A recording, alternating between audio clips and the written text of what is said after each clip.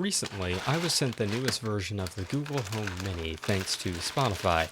Now, this is my first personal assistant type external device, so I'm really curious how much of a need this fills. The unboxing is pretty simple, the device being revealed first. Although it looks like it would be made out of a cloth material, the speaker actually has more of a metallic feeling.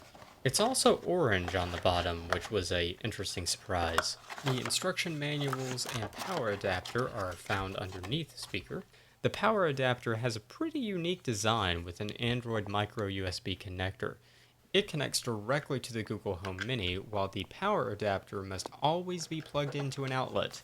The instructions show how to start the system up and the process for that, and the variety of different voice commands are featured on another sheet.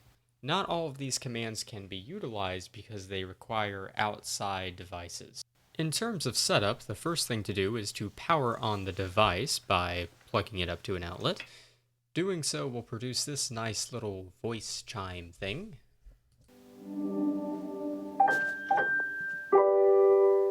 Welcome to Google Home. To get started, download the Google Home app on a phone or tablet. Although the instructions recommend downloading the Google Home app, I also ended up downloading the Google Assistant app. Even though the two apps have very different functions, there's a lot of overlap, so I would just recommend downloading both. Next up is the pairing process between the Google Home Mini and your phone. This can obviously work on an Android or an iPhone, and once it determines where your device is, you'll be able to link up. You'll then need to input your personal Wi-Fi information, and then your Google Home Mini should connect. After this, it may ask you to do a voice match. Now, you can agree or disagree to do this. Essentially, what it would do is allow only your voice to be used with the Google Home Mini. Speaking of voices, you also get the option to choose which voice you would like your assistant to use. Hi, I'm your Google Assistant, here to help you throughout your day. Hi, I'm your Google Assistant, here to help you throughout your day. Now, before you can start listening to music, say through Spotify, you have to connect your account, otherwise you'll hear this. Please log in through the Google Home app. Last, you have the option to link any video service accounts like Netflix. Also, you can link a payment method, but besides that, you're pretty well set up.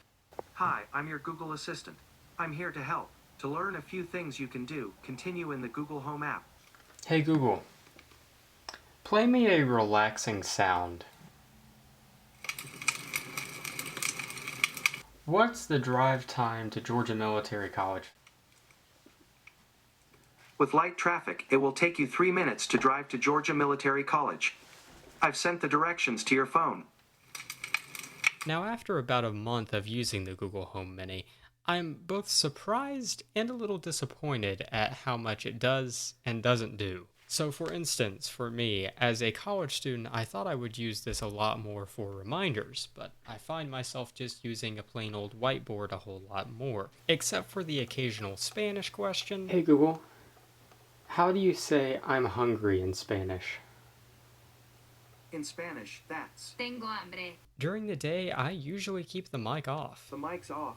However, I do find myself using the Mini to play songs at night and to set sleep timers. That way everything turns off when I'm asleep, and I like that feature. And don't get me wrong, I'm not trying to sound unappreciative of a free Google Home Mini, but if I were buying this with my own money, I'm not sure if I would see this much value in it. But ultimately, I leave that with you guys. Oh, and one last thing.